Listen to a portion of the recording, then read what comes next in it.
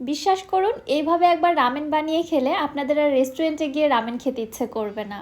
আমার মতো যাদের হঠাৎ হঠাৎ ঝাল কিছু খেতে ইচ্ছে করে তারা এইভাবে হট অ্যান্ড স্পাইসি চিকেন রামেনটা তৈরি করে নিতে পারেন। আসসালামু আলাইকুম everyone, welcome back to my channel. আমি একটু স্পেশালভাবে আমার মতো করে এই রামেনটা তৈরি করে থাকি, যেটা খাওয়ার পর বাসায় সবাই অনেক বেশি পছন্দ করে। সবসময় একই ধরনের খাবার না খেয়ে রান্নায় সামান্য কিছু ভিন্নতা আনলে কিন্তু মন্দ হয় না। আবার তাও যদি টেস্ট আসে এত বেশি মজাদার, তাহলে তার কোনো কথাই হবে না। চলুন তাহলে কথা না বাড়িয়ে রেসিপিটি দেখে আসি। বিসমিল্লাহ। চুলায় একটি প্যানের মধ্যে পর্যাপ্ত পরিমাণে পানি ফুটিয়ে নিয়েছি, এর মধ্যে দিয়ে দিলাম 2টা ডিম। ঢাকনা দিয়ে ঢেকে অপেক্ষা করছি 4 মিনিট। 4 মিনিটেই ডিমগুলো সেদ্ধ হয়ে যাবে। ডিমগুলোকে আমি ফুল বয়েল করব না, হাফ বয়েল করে নিব। ঠিক 4 মিনিট পর ঢাকনাটি উঠিয়ে আমি ডিমগুলোকে উঠিয়ে নিচ্ছি। এরপর খুব সাবধানে ডিমের খোসাগুলো ছাড়িয়ে নিব। রামেনটা তৈরি করার জন্য আমি এখানে 2টি সসেস নিয়েছি। এবারে সসেসটাকে ছোট টুকরো করে কেটে নিচ্ছি।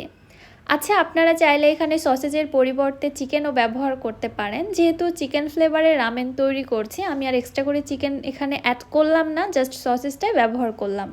এদিকে প্রায় 1.5 লিটারের মতো পানি আবারও ফুটতে দিয়েছিলাম। পানিটা ফুটে উঠলে এর মধ্যে দিয়ে দিচ্ছি 2টি রামেন নুডলস কেক। আমি এখানে 2x এর কোরিয়ান রামেনটা রান্না করছি। আচ্ছা, আপনারা চাইলে নুডলস কেকটা পানিতে দেওয়ার সময় ভেঙে দিতে পারেন, তবে আমি ভেঙে কখনোই দেই না। এরকম আস্ত থাকলে আমার কাছে ভালো লাগে। যেহেতু রামেনের নুডলসটা একটু মোটা টাইপের হয়, এজন্য সেদ্ধ হতে সময় লাগে। নুডলসটা সেদ্ধ হতে থাক, ততক্ষণে আমি বাকি প্রিপারেশনগুলো সেরে নিচ্ছি। চুলায় একটি প্যানের মধ্যে নিচ্ছি 2 টেবিল চামচ তেল। তেলটা গরম হয়ে আসলে এর মধ্যে দিয়ে দিচ্ছি সসেজের টুকরোগুলো। এবারে উল্টে পাল্টে সসেজের টুকরোগুলোকে আমি একদম ক্রিস্পি করে ভেজে নিব। রামেনের মধ্যে শ্যালো ফ্রাইয়ের সসেজটা আমার কাছে একদমই ভালো লাগে না। অবশ্যই এভাবে ক্রিস্পি করে ভেজে নেবেন, তাহলে দেখবেন এটা খেতে কত বেশি মজা হয়। সসেসগুলো 2 পাশ থেকেই খুব ভালোভাবে ভেজে নিয়েছি। এবার আমি তেল থেকে উঠিয়ে নিচ্ছি।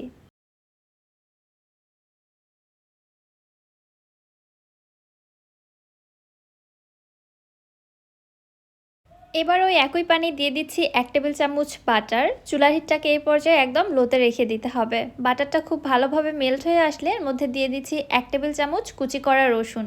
রসুনটাকে একদম আমি মিহি কুচি করে নিয়েছি। এবারে তেল এবং বাটারের মধ্যে রসুনটাকে হালকা সতে করে নিচ্ছি।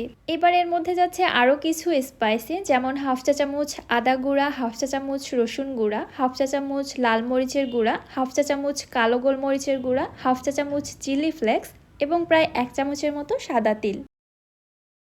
আবারও নেড়েচেড়ে সব কিছুকে হালকা করে ভেজে নিচ্ছি। চুলার হিট রয়েছে একদম লোতে। আমি এখানে প্রায় 1 চামচের মতো চিনি এবং সামান্য একটু লবণও ব্যবহার করেছি, যেটা ক্যামেরাতে দেখানো হয়নি। অবশ্যই আপনারা এখানে দিয়ে দিবেন। মশলাগুলো ভেজে যখন সুন্দর একটা ফ্লেভার ছড়িয়েছে, তখন দিয়ে দিচ্ছি নুডলসের প্যাকেট সসগুলো। আমি এখানে 2 প্যাকেট সসই ব্যবহার করেছি। সসটা দিয়ে একদমই অপেক্ষা করা যাবে না, সঙ্গে সঙ্গে নেড়ে দিতে হবে, এছাড়া কিন্তু এটা প্যানের তলায় লেগে যাবে। সব কিছু নেড়ে চেড়ে ভালোভাবে মিশিয়ে নেওয়ার পরে যে পানিতে আমি নুডলসটা সেদ্ধ করতে দিয়েছি, ওখান থেকে প্রায় 1.5 কাপ পানি উঠিয়ে নিয়ে এর মধ্যে দিয়ে দিচ্ছি। আবারও নেড়ে চেড়ে সব কিছু ভালোভাবে মিশিয়ে নিয়ে অপেক্ষা করছি জাস্ট এই সসের পানিটা ফুটে ওঠা পর্যন্ত। এদিকে নুডলসগুলোও খুব সুন্দরভাবে সেদ্ধ হয়ে গেছে। ছাঁকনির সাহায্যে ছেঁকে নুডলসগুলোকে আমি পানি ঝরিয়ে উঠিয়ে নিচ্ছি। নুডলসগুলো সেদ্ধ হতে প্রায় 6 থেকে 7 মিনিটের মতো সময় লেগেছে, এর থেকে বেশি সময় লাগার কথা না। যে বাটিতে রামেন সার্ভ করব, সরাসরি ওই বাটিতেই আমি নুডলসগুলো উঠিয়ে নিচ্ছি। উঠিয়ে এক সাইডে রেখে দিচ্ছি। এদিকে নুডলসের সসটাও ফুটে উঠেছে। এটা জাল করে ঘন করা যাবে না, কিন্তু ঠিক যেরকমটা আছে এরকমই কনসিস্টেন্সি থাকবে। এবার আমি সরাসরি নুডলসের সসটা নুডলসের বাটির মধ্যে ঢেলে দিচ্ছি।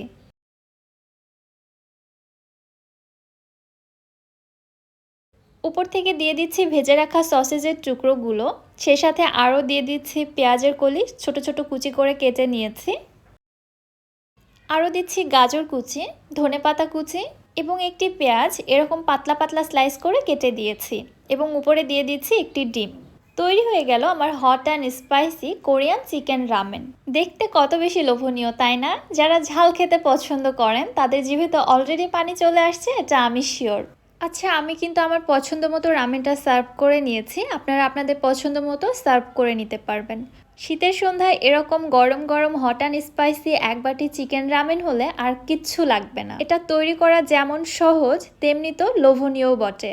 এইভাবে যদি বাসায় আপনারা একবার রামেন তৈরি করে খাওয়া শিখে যান তাহলে রেগুলার রামেন তো এক সাইডে সরিয়েই রাখবেন। আশা করছি রেসিপিটি আপনাদের কাছে ভালো লেগেছে।